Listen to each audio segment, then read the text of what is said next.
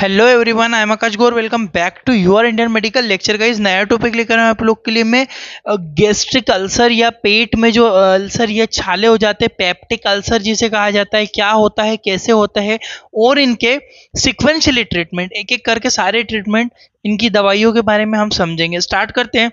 सबसे पहले GERD क्या होता है? गैस्ट्रोइसोफेगल रिफ्लक्स डिसीज होता है। इसके बारे में थोड़ा सा समझ लो आप लोग।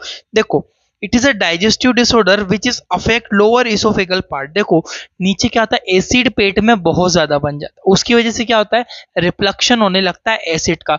और अगर ज्यादा एसिड बनेगा तो वो एसिड क्या करेगा, हमारी जो लाइनिंग इसोफेगस की है वहां पे छाले करने लगेगा, यानी कि अल्सर बनाने लगेगा। स्टमक में अल्सर आपके बनने लग जाएंगे, जिसे पेप्टिक अल्सर हम लोग कहते हैं। ठीक है, तो GID गैस्ट्रोइसोफेगल रिफ्लक्स डिसीज होती है। In this disease acid reflux upper side of oesophagus. देखो, ये रही एसिड, ये एसिड क्या करेगा, यहाँ ऊपर रिफ्लक्स होने लगता है। जब ये ऊपर रिफ्लक्स मतलब ऊपर उछलने लगेगा, उसकी वजह से इसोफेगल की लाइनिंग धीरे धीरे डैमेज होना चालू हो जाती है। In this disease start damage lining of esophagus which is called peptic ulcer। इस वजह से क्या होगा, इस बीमारी के कारण जो है इसोफेगस के ऊपर वाले भागों में घाव बन जाते हैं। उस घाव में से ब्लड भी होने लगता है, ब्लीडिंग भी होने लगती है, जिसे हम लोग गैस्ट्रोइसोफेगल डिसीज या फिर उसे हम पेप्टिक अल्सर के नाम से जानते हैं। वहां पे घाव बन जाने लगेगा एसिड रिफ्लक्शन की वजह से। ठीक है, आगे बढ़ता हूं मैं, पहले इसका स्क्रीनशॉट ले लीजिए। नेक्स्ट आता है आपका सिम्टम्स। आपको क्या क्या देखने को मिलेंगे? हार्ट बर्न, आपको छाती में जलन होगी, पेट में भी आपको जलन होगी, और ये खाने का रास्ता है, यहाँ पूरी जगह आपको जलन महसूस होगी। इनडाइजेशन, आपका खाना नहीं पच पाएगा इससे। स्टमक पेन, आपके पेट में आपको दर्द लगेगा। गैस फॉर्मेशन, आपको गैस यहाँ पर होगी। और ब्लीडिंग, यहाँ पर सिंपली आपको ब्लीडिंग भी देखने को मिल सकती है। क्यों? क्योंकि वो ब्लड निकालने लगेगा फिर। ठीक है, जो घाव बनने लगे उसमें से सीवियर होने पर ब्लड निकलने लगेगा। आगे बढ़ता हूं मैं, लक्षण यानी कि सिम्टम्स का आप स्क्रीनशॉट लो एक बार। आते हैं हम लोग मेडिकेशंस के ऊपर। सबसे पहली जो इसकी जो सिम्टम्स आपने डिस्कस करे, अब हम लोग इसके मेडिकेशंस के बारे में समझेंगे। जो H2 ब्लॉकर मेडिसिन होती है, H2 blocker histamine blocker medicine होती है। क्या होती है? H2 ब्लॉकर मीन्स स्टॉप और ब्लॉक द हिस्टामिन रिसेप्टर। ये दवाइयाँ ऐसी दवाइयाँ होती है जो कि हिस्टामिन रिसेप्टर को ब्लॉक कर देती है। हिस्टामिन रिसेप्टर जो कि एसिड बनाने में मदद करता है, जो कि उसको ब्लॉक कर देगी है। ठीक है, जैसे कि मेडिसिन रेनेटिडिन, रेनेटिडिन जो कि एसिलोक के नाम से आपको मिल जाता है, टेबलेट फॉर्म में भी आता है, IV यानी कि इंजेक्शन फॉर्म में भी आपको मिल जाता है। रेनेटिडिन का जो टेबलेट फॉर्म होता है, 150 mg की टेबलेट को लगभग दिन में 2 बार यूज ओरली करना चाहिए। और इंजेक्शन डोज की बात करूं तो 50 mg BD यानी कि 50 mg का एसिलोक आता है, दिन में 2 बार 50 mg, 25 mg 1 ml में रहता है, 2 ml का एम्पूल मिलता है, 50 mg इसको यूज किया जा सकता है। ठीक है, तो याद रखना दिन में 2 बार यूज करना है। इसका रूट क्या होगा? बहुत सारे बच्चे पूछते हैं सर रूट कहाँ देंगे। IM भी लगा सकते हैं आप रेनेटिडिन को, और IV इंट्रामस्कुलर भी लगा सकते हो, और इंट्रावीनस वेन में लगा दो या मसल्स में लगा दो, दोनों में ये लगाया जा सकता है। इसके ऊपर लिखा भी रहता है, यहाँ पे देख सकते हो, ये लिखा है IM IV H2 रिसेप्टर लिखा है। H2 रिसेप्टर मतलब हिस्टामिन रिसेप्टर होता है, उसको बाइंड करने में मदद करता है। तो H2 ब्लॉकर मेडिसिन में रेनेटिडिन आती है, स्क्रीनशॉट लीजिए। नेक्स्ट मेडिसिन पे बढ़ता हूं मैं। नेक्स्ट मेडिसिन आपकी आती है H2 ब्लॉकर में ही आती है, वो होती है आपकी फेमोटिडिन। लास्ट में जिसमें टिडिन आता है, वो मेडिसिन क्या होती है, वो मेडिसिन होती है जो H2 रिसेप्टर ब्लॉकर होती है। ठीक है, फेमोटिडिन 40 mg टैबलेट मिल जाती है आपको, इसको BD दिन में 2 बार यूज किया जा सकता है। इंजेक्शन फॉर्म की बात करूं तो फेमोटिडिन का इंजेक्शन भी हमें मिलता है, ये दिन में 20 mg का एम्पूल दिन में 2 बार, और पेशेंट के सीवियरिटी के अकॉर्डिंग इसको यूज करना चाहिए। रूट की बात करेंगे तो IM IV दोनों तरह से इसको यूज किया जा सकता है, IM भी यूज कर सकते हैं इसको, और IV भी यूज किया जा सकता है। फेमोटिडिन लिखा हुआ इंजेक्शन पे फॉर IM IV है ना, IM भी इंट्रामस्कुलर इंट्राविनस दोनों तरह से आपको यूज कर सकते हो। ठीक है, तो H2 ब्लॉकर में ये भी इंपॉर्टेंट है, फेमोटिडिन का भी इस्तेमाल किया जाता है। इसका स्क्रीनशॉट लीजिए, फिर आगे बढ़ता हूं मैं। नेक्स्ट आती है आपकी, आप जो मेडिसिन पढ़ेंगे वो पढ़ेंगे हम प्रोटोन पंप इनिबिटर। पहले प्रोटोन पंप इनिबिटर मेडिसिन होती है, दवाइयाँ होती है बहुत सारी, उनको समझने से पहले हम ये समझते हैं कि proton pump inhibitor medicine actual में क्या करती है कि आपके एसिड बनना, देखो एसिड बनना बंद होगा ना तो आपको जलन बंद हो जाएगी, रिफ्लक्स बंद हो जाएगा, पेप्टिक अल्सर में आराम मिलेगा। देखो proton pumps is a enzyme which is produced by lining of stomach and it help to formation of acid.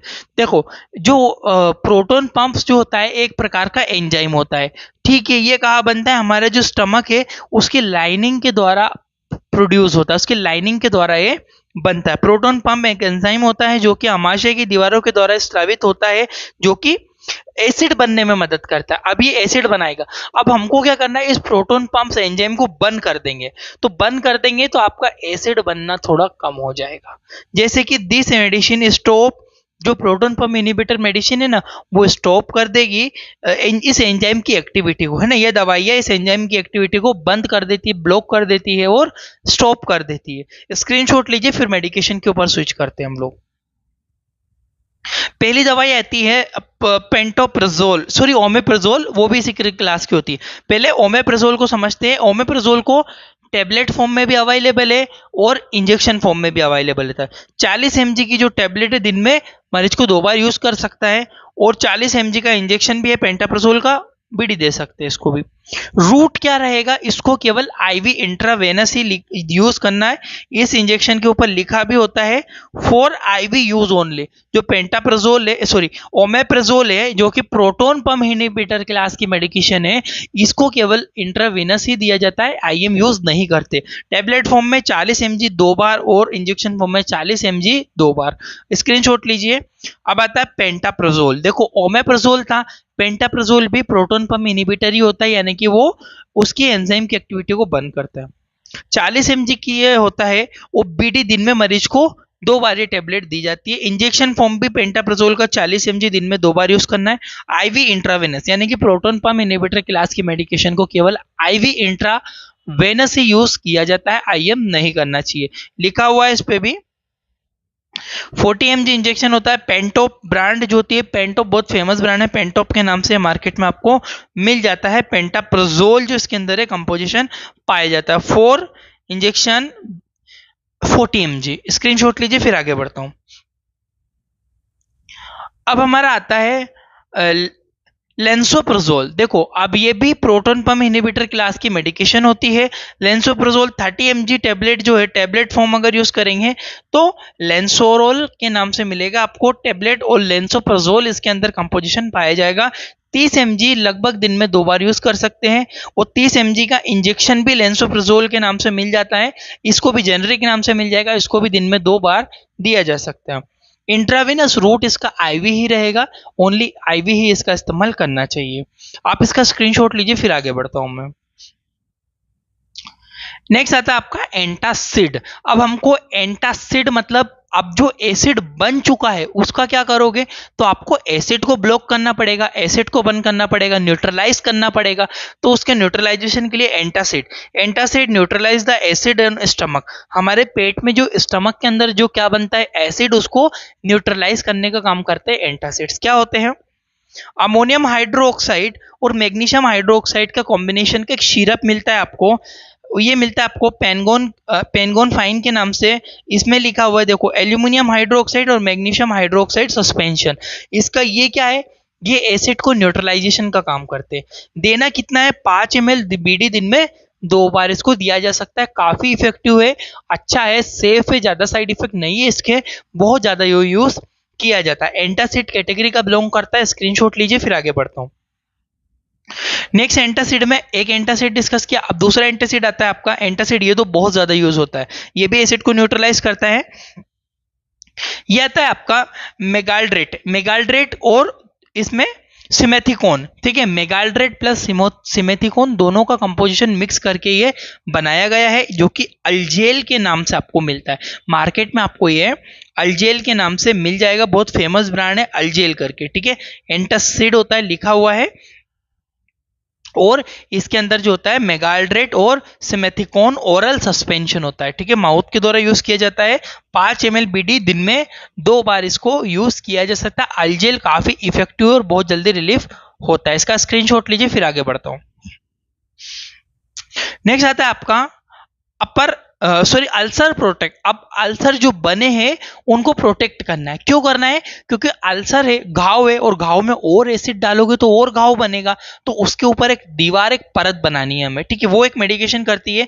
It produce a protection layer outside of ulcer. ये छालों के चारों तरफ एक सुरक्षात्मक लेयर बना देती है और ये प्रमोट द टिश्यू ग्रोथ। अब जो टिश्यू है ना उनके ग्रोथ करवाएगी, जो डैमेज हुए ना उनको जल्दी ग्रोथ करके भरेगी, घाव को भरने में मदद करेगी। ये होता है आपका सुक्राल फेट।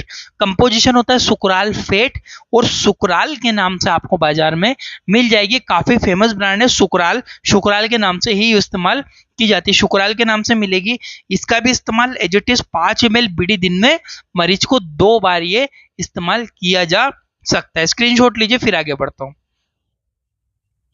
अब आता है आपका इसमें मेडिकेशन टैबलेट फॉर्म भी इस्तेमाल होता है अल्सर प्रोटेक्टिंग में, जो कि टिश्यू की ग्रोथ को प्रमोट करता है। इसमें कोलाइडल बिस्मुथ सबस्ट्रेट, ठीक है, कोलाइडल बिस्मुथ सबस्ट्रेट करके आपको मिल जाएगी, सीबीएस शॉर्ट फॉर्म में।